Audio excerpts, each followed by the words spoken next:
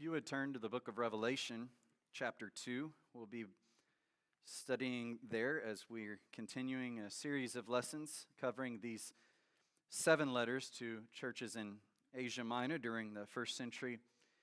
And we will be studying verses 8 through 11 in just a moment. Appreciate Arthur reading that for us and preparing our minds for the study. I'm very thankful that Bo picked those songs out and the thought that he placed into that as it prepares our minds for the study as well. I think that every time we come off of a gospel meeting, I know I can say this as a preacher, the pressure's on, especially when you have someone like Bruce. And so studying in our adult class on zeal, Scott comes by me and says, "Don't blow it." And then I sit down by my wife, and as services are starting, she leans over to me and says, "Sheila said your outline was 6 pages long." So if I mess up this morning, it's not my fault. I'm just joking, of course. Revelation 2 is where we'll be, and I'm thankful to be with you this morning, and I've been encouraged by the worship so far and for your participation in it. I think that all of us have felt stories of times past in our history as a world, as a nation, maybe stories you've heard about the past of your family, tragedies, struggles that they've gone through, that we've gone through as a people, and you felt how it tears at your heart. There's that in every people's history, as nations and families, as people of the world. And we record those tragedies, don't we? We make sure not to forget about them. And I think that does one of 3 things, if not all at the same time. What it does for us when we read about things like 9/11. Of course, I was very young during that time. Or even go further back, the Holocaust. Go further back than that, you read of the Great Depression and the Dust Bowl and things that I just can't comprehend. Why do we record such tragedy? Well, I think one of 3 reasons. It promotes compassion. I mean, that's what humanity is in part, is compassion, having that ability to suffer with one another, having a heart of compassion. I think it preserves remembrance. We need to remember those things, as painful as it is. We need to remember them. And oftentimes, it is meant to avoid repetition. It's especially true with things like 9/11 or the Holocaust. Avoid repetition. We don't want to go back to that. We don't want those atrocities to ever happen again. And we can study history to see how not to repeat it. And how often do we just forget about that? Maybe there's one other thing. Maybe it's to prepare us. Because when we read a letter like what we see in Revelation 2 in verses 8 through 11, if you don't mind advancing the slide, we read of stuff that we're not used to. I've not gone through stuff like Smyrna went through. You haven't, I'm certain, though we've all gone through struggles. When it comes down to persecution, we talk about this, and then we see a church like Smyrna being addressed, and I think that it tears at our hearts, but we can't really relate to it. But I think it's preserved for us, not to just kind of pass it off and act like, well, they had it really bad, and what an amazing thing that they were faithful, and we've never had to go through that, and probably we never will. Well, pause a little bit and pump the brakes. It's recorded because we very well may go through this. And we need to see how they endured, and we need to prepare mentally and spiritually to endure these trials. What Smyrna went through is recorded for us, so that I can be prepared. You can be prepared. This church can be prepared, because I want to tell you something. We're not that far away from living in a land that treats Christians like this. We're not that far away. And it's not just, a mere possibility, technically. It could be certainly a likelihood. I don't know that any of us would ever dare say that we've been through something remotely similar to Smyrna. But I had better listen. I had better listen with humility, knowing that we've not yet resisted to bloodshed, striving against sin in this place. I don't know of anyone in the history of 84th Street Church of Christ who died for the cause of Christ. They've died in Christ. They've died with hope. They've died faithful, but they've been faithful up to the point of dying prematurely because of their faith. But it could happen. And I need to have humility knowing that as I study this, there are far greater things I could be called to. And then sobriety, knowing certainly that I could be called to this. To the angel of the church in Smyrna, write. And let us listen with that humility and sobriety. Christ immediately in his portrait that he paints of himself reminds the readers of what he revealed to John and therefore to them in chapter 1, this vision of the Son of Man. And he gives them encouragement. He says, the first and the last who was dead and came to life. So the first thing he tells these brethren who are going through tremendous suffering and persecution, and they're going to go through more, is that, listen, I'm the first and the last. I'm the first and the last. We see that appear in verses 17 and 18 of chapter 1. It is speaking of his preeminence, his supremacy and power, but ultimately that he's God. Isaiah 44 verse 6, I am the first and the last. Besides me, there is no God. And this would strike this context in these people in a very powerful way. Smyrna is an ancient city back to the 5th, 6th century BC. And then they were conquered and it was leveled. And then they had a sort of resurrection, if you will, that people like to draw parallels to with this letter to the church in Smyrna. Around 290 BC, they were refounded. And during that time, Smyrna could see Rome was on the rise, and they moved prudently and aided Rome in very significant ways at significant times, and it paid dividends moving forward. Smyrna was preeminent among these cities in Asia. They would claim that. They would challenge others with it. They are Rome's people ultimately, and they claim to be first without rival. They were known as the glory of Asia. In 193 BC, they built a temple to the deity of Rome. In 26 AD, so we're nearing the letter in its time, it was written now, you have Rome offer to 11 competing cities that they could be the people to erect a temple to Tiberius, this leader at that time.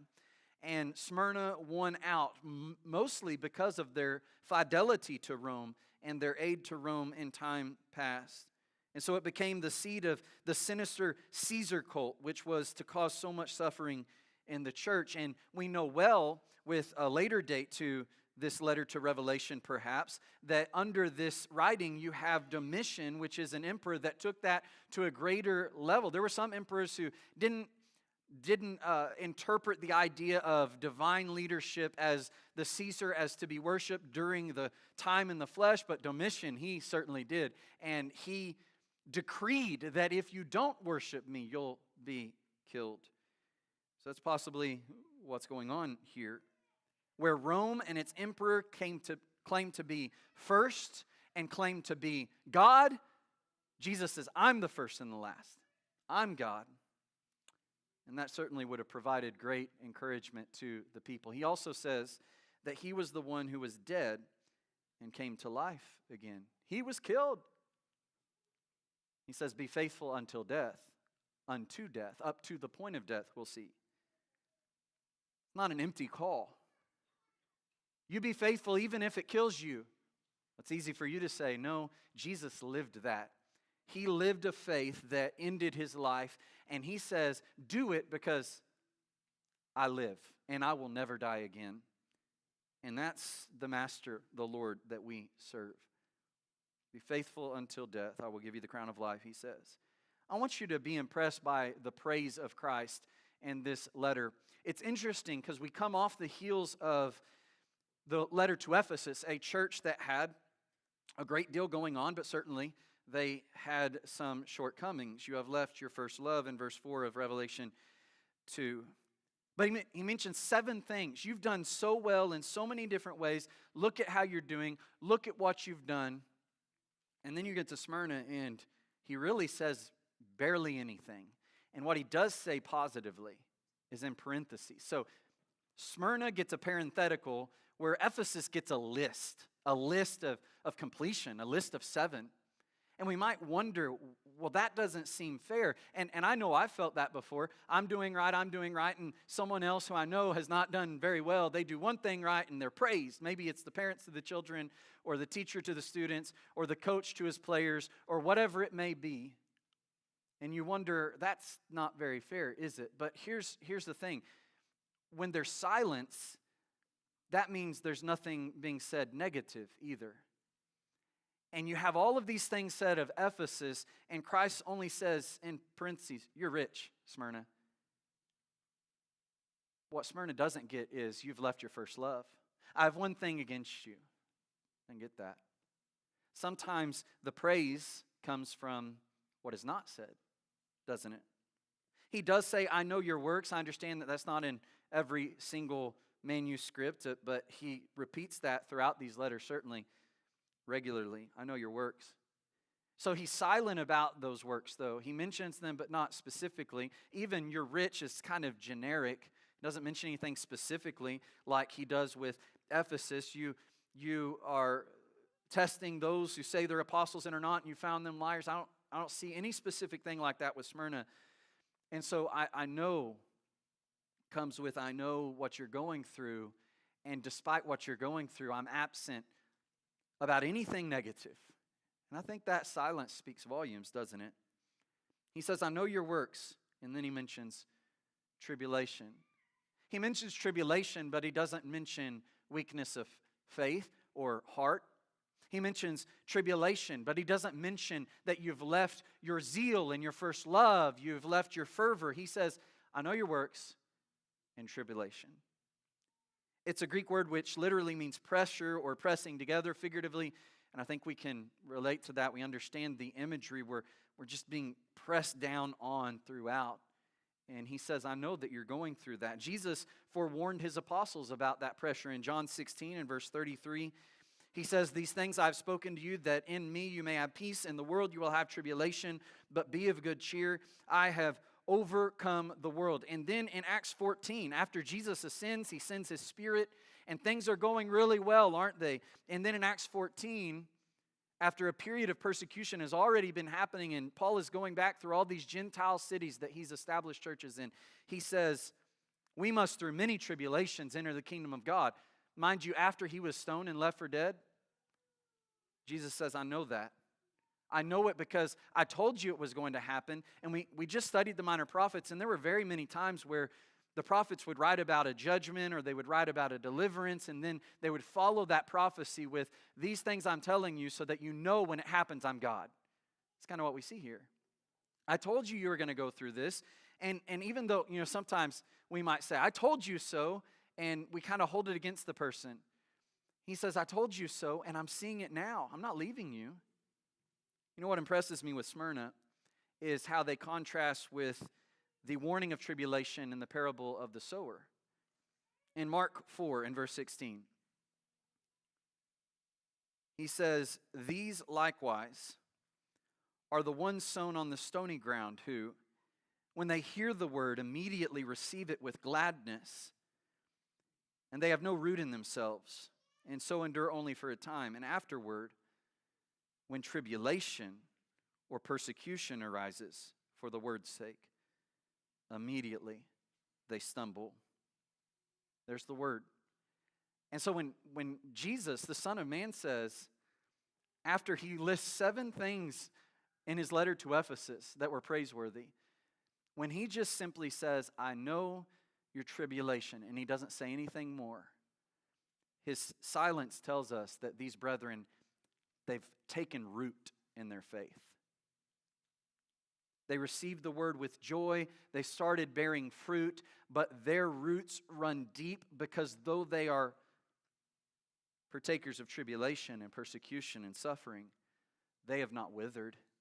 They've not moved. You see that? He doesn't need to say something in a positive manner. His silence speaks volumes. I know your tribulation. He says, I know your poverty. The word literally means beggary. Not just you happen to be going through a difficult time, your bank account numbers look low. I know your beggary. You are moved to the point of begging. You're destitute. You're destitute. And he says tribulation, which is broad. I think this poverty is just a specific instance of tribulation, a specific example of tribulation. You remember well in Hebrews 10 and verse 34 what the Hebrew writer mentioned that happened at the beginning of the faith of the readers of his epistle. He says, "You had compassion on me in my chains and joyfully accepted the plundering of your goods, knowing you have a better and an enduring possession for yourselves in heaven." We're not told specifically what that plundering of their goods was, but it wasn't just, a lot of Christians are poor because not many mighty are called, not many noble are called, 1 Corinthians says. Well, that's true. The majority of rich people will reject the gospel because they trust in riches and not in God. And the poor don't have any riches to trust in, so they have nowhere else to turn but God. And they have a greater ability to realize that at times. But that's not, I don't think, what he's talking about. Their goods were plundered, and they joyfully accepted that. It's connected with their faith. And so he tells Smyrna, I know your poverty. I know your beggary. And maybe it was in like a time of what we read in like Exodus or Acts 19, when Demetrius the silversmith works the crowd up and they run toward the Christians, and maybe stuff like that happened, and they lashed out against Christians and they plundered their goods, they ransacked their home, and maybe that's happening. Maybe it's just the government's doing something in that regard. I think, though, that they're moved to the point of beggary, not because they've always been there, but because though they had, now they have not, because they've been willing to lose it for Christ's sake. And maybe it was social antagonism. Faithfulness to Christ, setting those who are faithful to Rome against them. And so now I go to find a job, and on that application, it asks, are you a Christian? And I'm not willing to deny Christ, and so I check the box, and they forget that I ever put the application forward. Or maybe they just call the authorities, and I suffer for it. In 1 Corinthians chapter 4, there's some irony in Paul's words as he addresses the pride of the Corinthians. You're already full, you're already rich, you reigned as kings without us, and we could wish you reigned, that we would reign with you as well. And then he brings them back down to earth by describing how the world actually views Christians. Verse 11, to the present hour we hunger and thirst and are poorly clothed and beaten and homeless. Verse 13, we're defamed, and we have been made as the filth of the world, the offscouring of all things until now. I know your tribulation. I know your poverty. He says, but you are rich. We'll get to that. He says, I know the blasphemy of those who say they are Jews and are not, but are a synagogue of Satan. Some will highlight the idea that these Jews were blaspheming Yahweh, their God, by capitulating to Rome and bowing the knee to Caesar. Maybe. Certainly that happened. I think in the context, it seems clear that the blasphemy is not against God directly, though that would be a consequence of it. It's their slander of Christians. Their evil speaking against Christians. Christians were accused of various types of criminal or antisocial behavior, one writer mentions. And so here's maybe where the blasphemy of God works into this. A Jew hates the Christians just like the Jews hated Christ. And so instead of seeing that it's hypocritical to say you hate Rome, but you're going to go help them with this Christian problem, they start speaking evil against Christians to the Romans. And so they're kind of the insiders. They're the spies, if you will. And that's so typical of the Jews. What did they tell Pilate about Jesus? In verse 2 of Luke 23, we have found this fellow perverting the nation and forbidding to pay taxes to Caesar, saying that he himself is the Christ, the King. Verse 14, you have brought this man to me, Pilate says, as one who misleads the people. In Acts chapter 6 and verse 11, when Stephen was stoned, what led to that except blasphemy against him from his own countrymen? We've heard him speak blasphemous words against God and Moses, and he stirs the people up. They bring him to the council. He doesn't cease to speak blasphemous words against this holy place and the law. He was not speaking such words. They're defaming him. In Acts 13 and verse 45, the Apostle Paul preaching there in Antioch, and it says the Jews saw the multitudes and they were filled with envy, and contradicting and blaspheming, they opposed the things spoken by Paul. It tells us in chapter 14 of Acts and in verse 2, the unbelieving Jews stirred up the Gentiles and poisoned their minds against the brethren. That's blasphemy. Acts 18 and verse 6, they opposed him, Paul, and blasphemed. Who are they blaspheming? Certainly God, I know. It says they opposed him and blasphemed. They're speaking evil of Paul. They're poisoning the minds of the people, just like we read before. He says, I know how much they slander you, throw you under the bus. You would think that they would champion your opposition to the divine idea of Rome because they believe the same thing, but instead they throw you to the wolves. I know what they're saying about you. I know it's not true. I know what it's leading to. I know they claim relationship with me, and it might infuriate you that you know that they don't, but they're actively opposed to you.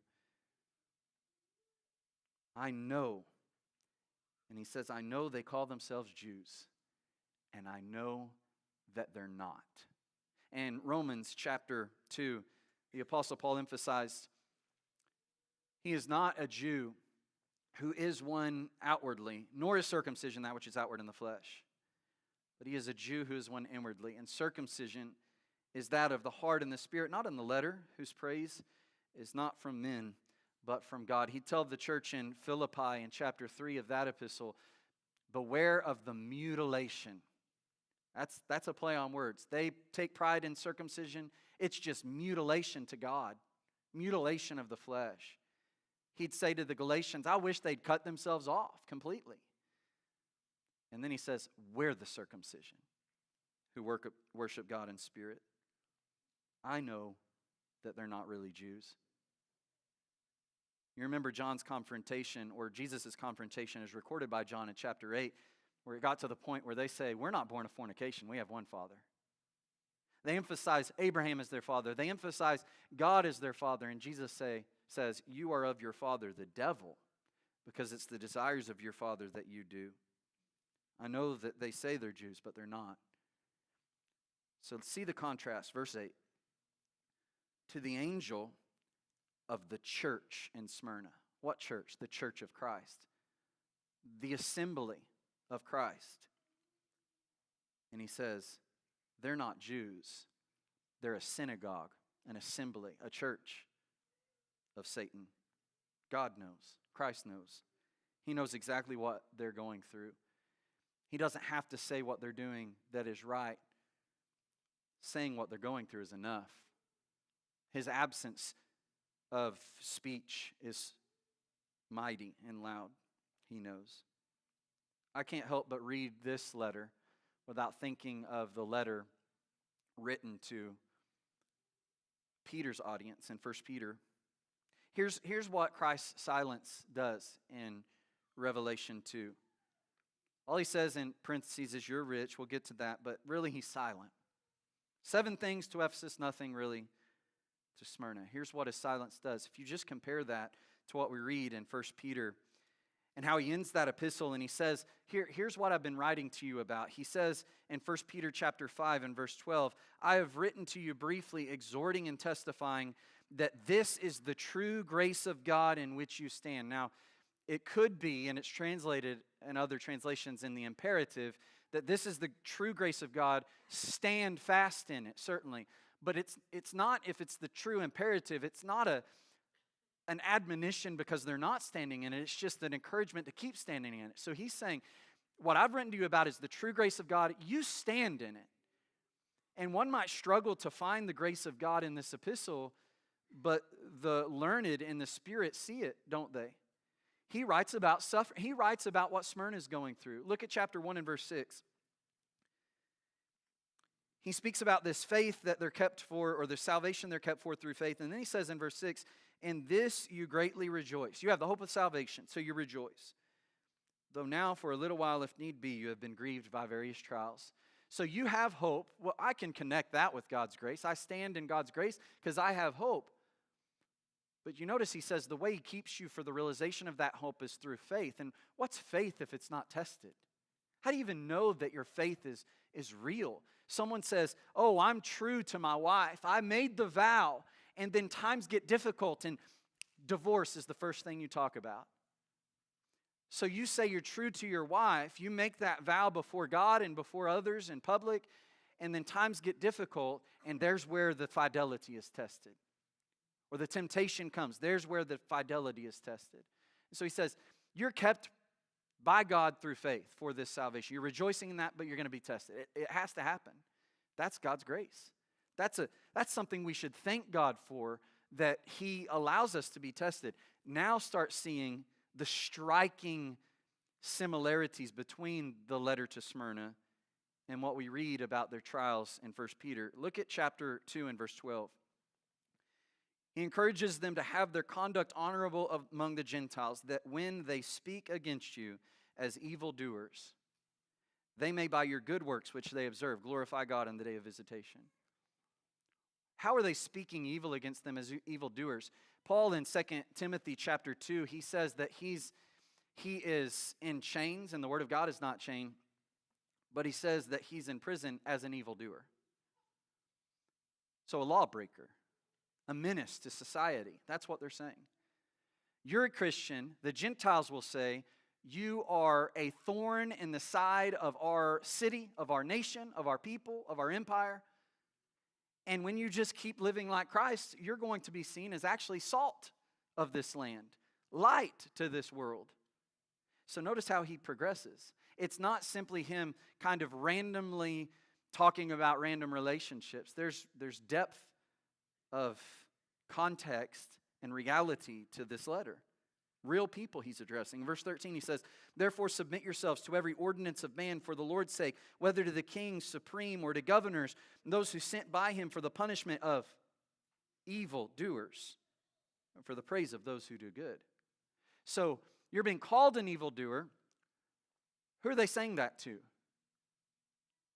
They're blaspheming you to who? Maybe to the authorities who are going to kill you if you rebel. They are positioned by God for the punishment of evildoers. Doesn't mean that they're always going to carry out justice, but that's what they're there for. They can certainly take that power and abuse it. And so you got these Gentiles who they are saying, you're an evildoer, and the government's supposed to punish evildoers. You see the connection? So notice the progression in verse 15. For this is the will of God, that by doing good you may put to silence the ignorance of foolish men. So when you keep doing good and you don't listen to the nonsense and you just let your actions speak, honest hearts will see that's foolishness. I'm helping society, not hurting it. I'm not an enemy of Rome. I'm a friend to Rome. I'm not a friend to Rome's sin, but I'm a friend to Rome. If you want a healthy nation, and we need to understand that, not in pride, but in glorying God, that the goodness of America is not in our politic. It is not in Washington, D.C. It's right here in this room. And it's everywhere else where the saints are. Anything good about any country comes from God's people being there. And I don't need to even vote for that to actually matter. Certainly don't need to have some public voice.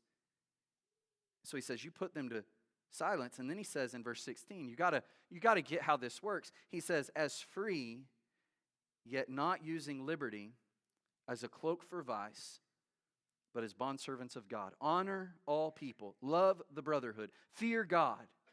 Then he says to people, likely in the time of Nero's reign, he says, honor the king.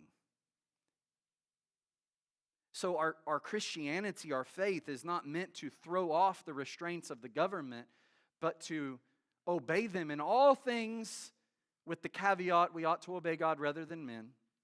And when that happens, no matter who tries to throw you under the bus, you're living faithfully to Christ, it means you're actually a benefit to Rome. You're a benefit to America. You're a benefit to society. That's what's going on in Smyrna. He says, I know. In chapter 5, he says Satan is seeking to devour you. How? With persecution. He says, always remember as you resist him that the same sufferings are experienced by your brotherhood in the world. It's like Peter is writing to the same people as Jesus in Revelation 2, which should caution us and wake us up Because Peter and Christ wrote to us too. It's to us. But consider what we see in verse 21, beginning in chapter 2. And recall what Jesus said in Revelation 2. I know. I know your works. I know your tribulation. I know. In verse 21, to this you are called because Christ also suffered for us, leaving us an example that you should follow in his steps, who committed no sin, nor was deceit found in his mouth, who when he was reviled did not revile in return, when he suffered he did not threaten, but committed himself to him who judges righteously, who himself bore our sins in his own body on the tree, that we having died to sins might live for righteousness, by whose stripes you were healed. For you were like sheep going astray, but have now returned to the shepherd and overseer of your souls. So let's not just overlook the two words Jesus mentions, I know. There's so much packed into those words, and we see that here. Christ says, I know. They suffer. Christ also suffered. They're poor. 2 Corinthians 8:9 says, though he was rich, he became poor. They're blasphemed by the Jews. Christ was reviled. You see that? So he's not just saying, be faithful to me, even if it kills you, and you ought to have no questions about that whatsoever. He lived it first. He lived it first. I know your tribulation. I know your poverty. I know the blasphemy of those who say they're Jews, but they're not. I know because I went through it. I know. You know, you talk about taking up your cross and following Jesus. That's what he told us to do. Are we starting to see how literal that could be? I mean, we are expected to live out the story of the cross. Jesus suffered so that we could follow him in his suffering. And he is right there to encourage us through it. He says, you are rich. I know your poverty, but he says, you are rich. Here's something interesting. The word tribulation there, thlipsis, it is derived from the root tribulum, Vincent says, that is a reference to the threshing roller of the Romans. And so you've got wheat. They roll this heavy thing over that wheat, and it cracks it, and the kernel falls out, and the chaff is separated, and that's where they would gather it up and throw it up. The wind would blow the chaff away. They'd have the grain for bread. Or they would have a vat full of grapes, and they would tread the grapes, and there would be some outlets for the blood of the grape to flow through. And so pressure brought about something positive. And that's the word he's using. It's always used negatively in the New Testament in the sense of pain and anguish and persecution. But the negative is there, and it's experienced by Christians, and it's thought of as a blessing like we saw in 1 Peter, because out of the pressure, just like with the kernel and just like with the grape, there comes something good. And wouldn't you know it, in 2 Corinthians 4, that's the word Paul uses. In verse 16, therefore we do not lose heart. We do not lose heart. Even though our outward man is perishing, yet the inward man is being renewed day by day. For our light affliction, it's the same word translated tribulation in Revelation 2. Our light affliction, which is but for a moment, is working for us a far more exceeding and eternal weight of glory. While we do not look at the things which are seen, but at the things which are not seen. For the things which are seen are temporary, but the things which are not seen are eternal. But notice what he says there. He doesn't just divorce the tribulation and the affliction from the glory.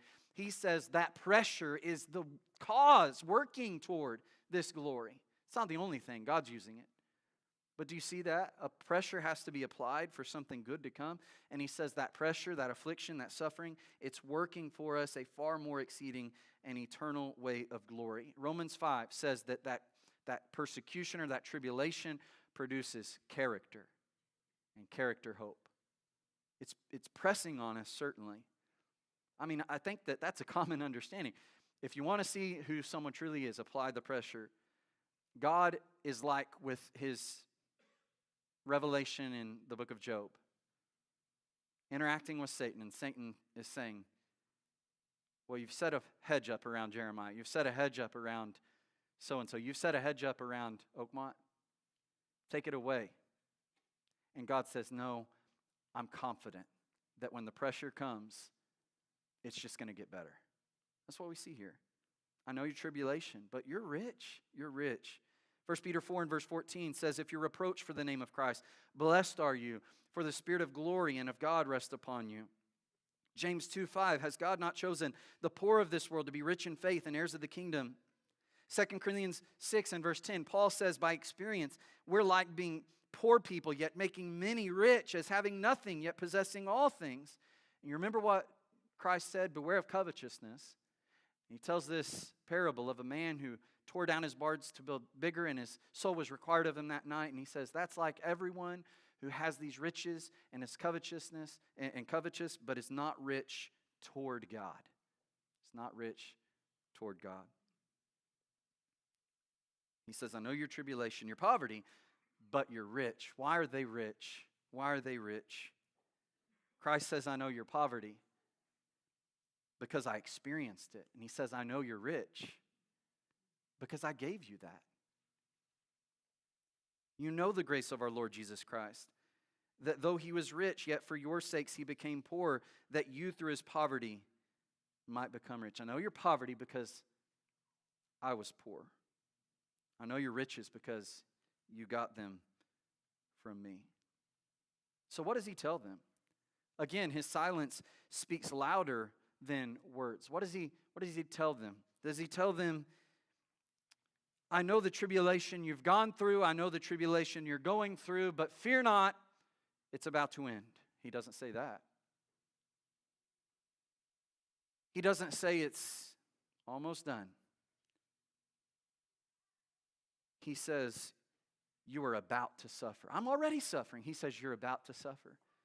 You're going to suffer to the uttermost. You're going to be tested, he says. The devil is going to throw some of you into prison that you may be tested, and you will have tribulation 10 days. I know your tribulation. You're about to have even more tribulation. How long, Lord? For a complete amount of time. Does it have an end? Yes. But it's not full yet. Paul wrote to the Colossians in Colossians 1 that he makes it his aim to fill up what is lacking in his affliction for Christ. What was lacking in Paul's affliction? He wrote it from prison.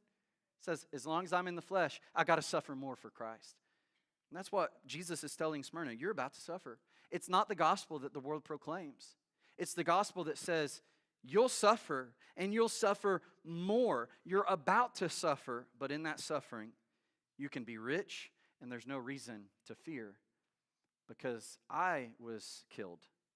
I succumbed to my suffering, and I still live. Remember what he told the grieving sisters in John 11 and verse 25, I am the resurrection and the life. He who believes in me, though he may die, he shall live. And whoever lives and believes in me shall never die. Shall never die.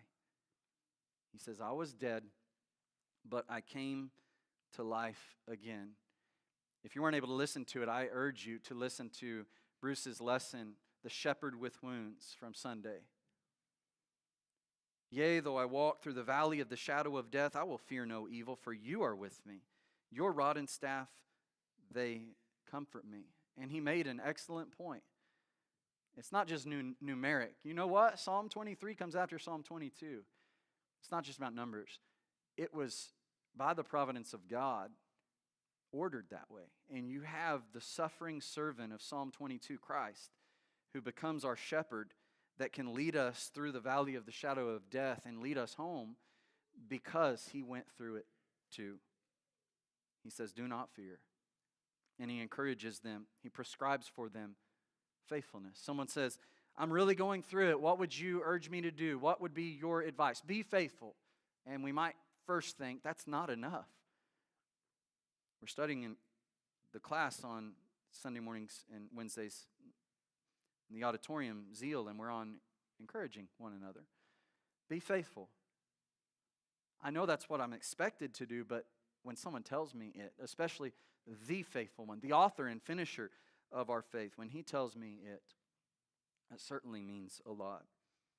Notice what he says, be faithful until death, and I will give you the crown of life.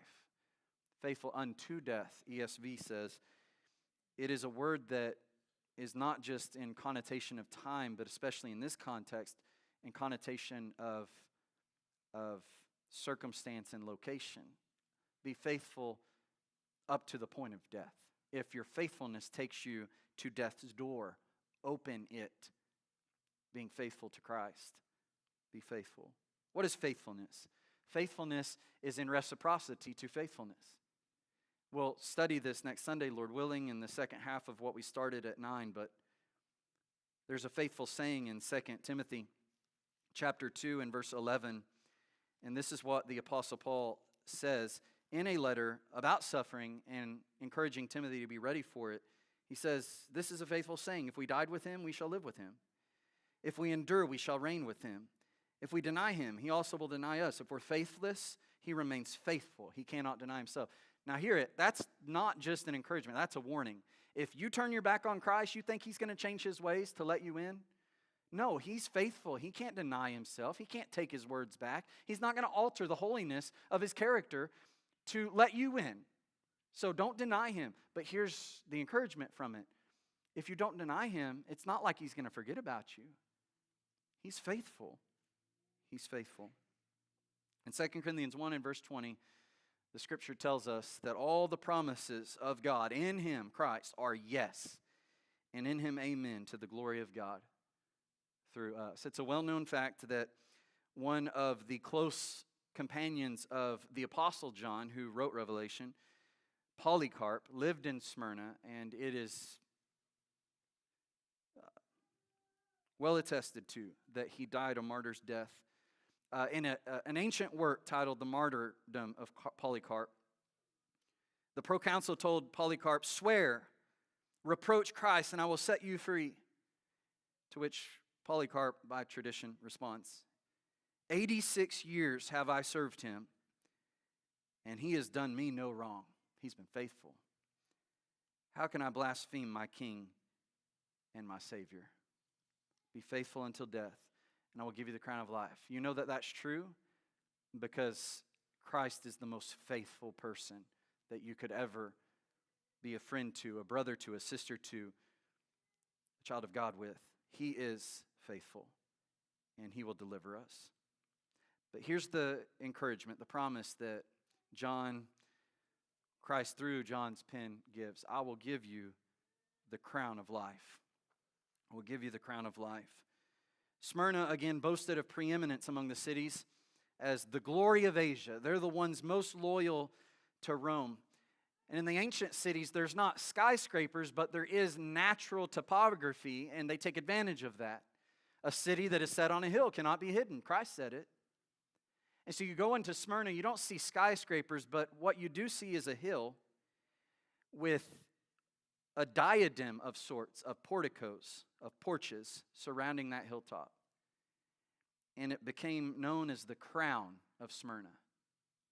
And so here's this loyal city of Smyrna, and they are faithful to Rome. And you Christians, you hate Rome.